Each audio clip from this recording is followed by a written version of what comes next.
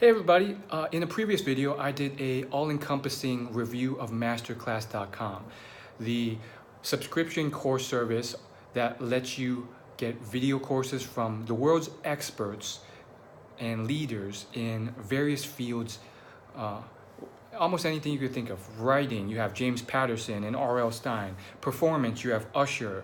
Music producing, you have Timbaland and Deadmau5. Cooking, you have Gordon Ramsay. Physics and science, you have Neil deGrasse Tyson, and so on and so forth. And business, you have Sarah Blakely. In this video, I want to kind of review a specific course to give you a more in-depth understanding of what Masterclass is like. I chose Bob Iger's course, which I've completed. Bob Iger is the CEO of Disney. And in this video, you'll get a more in-depth explanation of what it's like to take one of these courses with this case study. Now, the first thing I'll mention is I really like this course. It was about 25 videos, and one of the things I loved the most was that he did 3 videos on each of the acquisitions that Disney did. In fact, these were some of the most landmark, iconic acquisitions that I really wanted some of that inside detail and thinking in his brain on why he did that and the pros and cons of each. One was Pixar, one was 21st Century Fox, and then the last one was Marvel. And then he even did another case study on Disney Plus, which is also a huge thing that everyone's been buzzing around with. He talks about The Mandalorian and all these things. And to think that he filmed this like before Disney Plus really launched, and he mentions The Mandalorian, not knowing now that it's a huge success, it's very interesting to see kind of how he plays it out. And you have to come with this with the open mind, because if you do, you learn so many things that otherwise you would just think, oh, it's just common sense. But really, when you look behind the details, a lot of it's very fascinating, interesting, and it just caused a lot of parallel lines that I drew from other books and content I read. For example, one thing he talks about is his bidding war with Comcast for 21st Century Fox. It reminded me a lot of other acquisition case studies I've done. And I thought it was really well done, because in about 10 minutes or less, he kind of summarizes the big things and thoughts in his head, which I kind of like. You know, some people want a bit more than that, but I've read books that are straight up one acquisition. And like Sumner Redstone's book, where he talks about the acquisition of Viacom. And sometimes it's just unnecessary, too much detail. But for me, I just got the higher level things and some of the details that I needed. For example, I learned that in his bidding strategy, he decided to bid a lot more than Comcast's last bid, which served to deter Comcast from bidding and caused them to withdraw from the bidding war. And he found it a lot more stressful than acquisitions where he didn't have to compete with someone. Now, his strategy worked, because if instead he decided to slowly up the bid, then Comcast would have come up with him, because it's much easier to do that than these big jumps.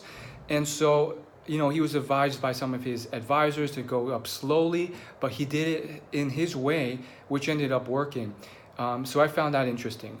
Another thing I found interesting was when he did the Pixar acquisition, he sat down with Steve Jobs and they went on a whiteboard, a giant whiteboard, and just listed the pros and cons. Now, the cons outweigh the pros a lot, but turns out, you know, although Bob Iger was like, okay, we're done, we're not doing this, because the cons were so much more than the 3 pros there. But then Steve Jobs was like, no, because Steve had this way about him which he could just kind of, you know, process information and make decisions better. And he's like, well, even though there's 3 pros, I think these pros outweigh the cons a lot more. It's not about quantity, it's about, you know, the weight of each pro. And I just found that decision-making process very fascinating, because you assume that these high-level corporate people have all these complex charts and stuff to make decisions, and yet sometimes the best and most impactful thing, just like how Ben Franklin used to do it, was a simple pros and cons chart, where you start crossing out the pros and cons based on their weighted score to finally figure out if a decision is worth making or not. And that's how the Pixar thing went. He also talks a lot about how you should kind of keep up with the times, as well as not lose the culture of your organization. And he talks about details on how to do that I found very fascinating and useful. He also talks about distilling down what makes Disney Disney and how to prevent an acquisition from diluting that culture and deciding whether or not an acquisition is worthy of that culture. And I found that very important and valuable. He also went into details on his tenets for success. And he talked about a few, like curiosity and good prevails over evil and stuff like that I really aligned with as a person. But more so, I couldn't help but to draw parallels, new parallels that I've never drawn from other recent stuff that I've been reading. For example, when you read or watch those generic top 10 tips to success articles that are all across the web from successful people, they can come across as very common sense and generic and simple and overused. And sometimes that's for a reason, because that's what's needed, like hard work to be successful. But I've been looking for those things that are uncommon, that don't always get mentioned. And I drew a parallel in this course. He mentioned curiosity, as did Howard Schultz in his masterclass, as did a book I'm reading by Brian Grazer, who is a top Hollywood producer. His book, the whole thesis of his book is that the reason for his success is his undying curiosity. And so Bob Iger kind of details what he means by curiosity, and he's simply saying that this is the springboard, the well for creativity, which is essentially what he defined as the heart of Disney and what will keep Disney ahead of competition. And so he says that this boils down even to his hiring decisions.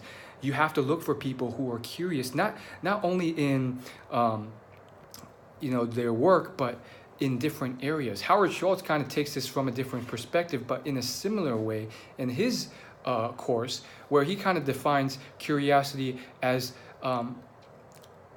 being interested in other areas, industries, skill sets other than your own, and then applying those areas holistically to your career. And he gives a short story of how this junior level 25-year-old employee at Starbucks just leapfrogged his competition and just climbed the ranks at his company because he asked questions and he was courageous enough to be curious and learn and be aware of different skill sets and areas that are completely different from the area and industry that he was a part of in his time at Starbucks. So that's something that you don't really hear too much. You mostly hear, be hardworking, focus, work harder, persevere, which are all important points, but there are other areas of success that you can trigger as a lever that I found this masterclass to be very useful for.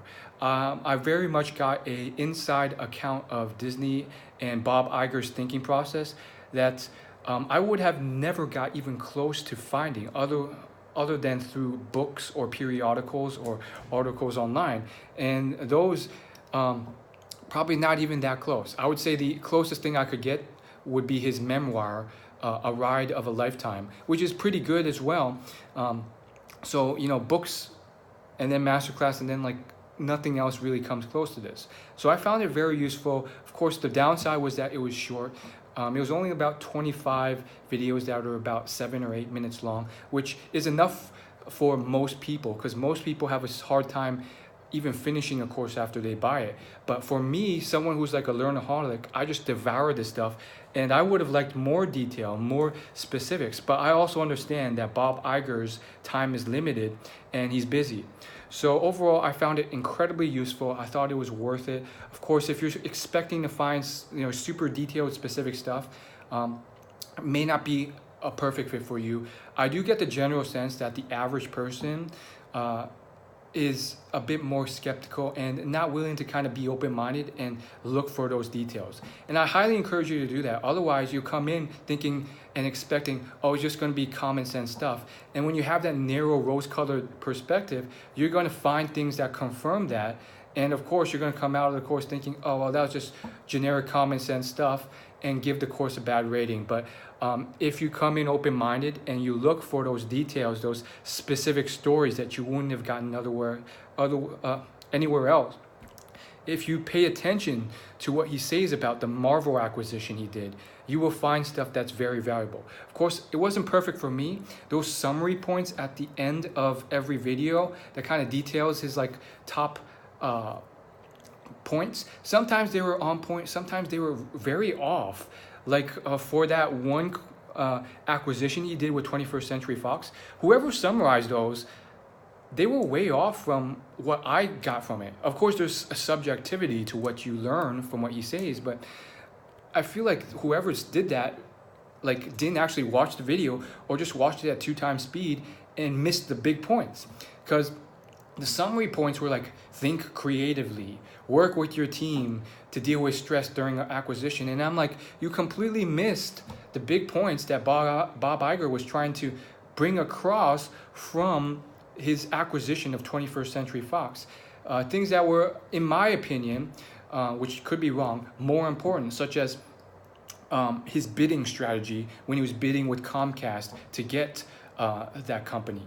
Where he decided to choose a big bid up rather than small increments to deter the 21st Century Fox from doing the same, and he chose to ignore the advice from his advisors, which is important. Sometimes you have to trust your advisors, so you can't always just be blind to them, but sometimes you have to go with your own gut. And another part was his, competitive understanding that if this Comcast competitor got access to 21st Century Fox, that would upgrade their competitive nature and make Disney harder to compete with in the marketplace. So I just found there's more specifics that could have been taken out of it from those downloadable PDFs and the takeaways at the end of every videos. But in general, I thought it was well worth the investment. If I had to pay $90 just for that, probably not. But since I get it with the All Access Pass, I think it is well worth it. I would say it's not worth it on its own because it is a fairly short, concise course, but bundled together with dozens of other lectures, for sure. If I had to pay for this individually, I would have paid somewhere between $20 to $45. But since I bought the All Access Pass for $180, it was well worth the investment because I get so many other things, Sarah Blakely stuff, Neil deGrasse Tyson stuff, Usher stuff, Dead Mouse's stuff, Timbaland stuff, and that's fantastic as well. So if you want to learn more about Masterclass, I'll probably post an article reviewing it in the description. And on top of that, there's an affiliate link in the description. So if you end up trying it out and purchasing through my link, I'll get a commission at no extra cost to you. That would really help out a lot for me. But thanks for watching, and hit that subscribe button.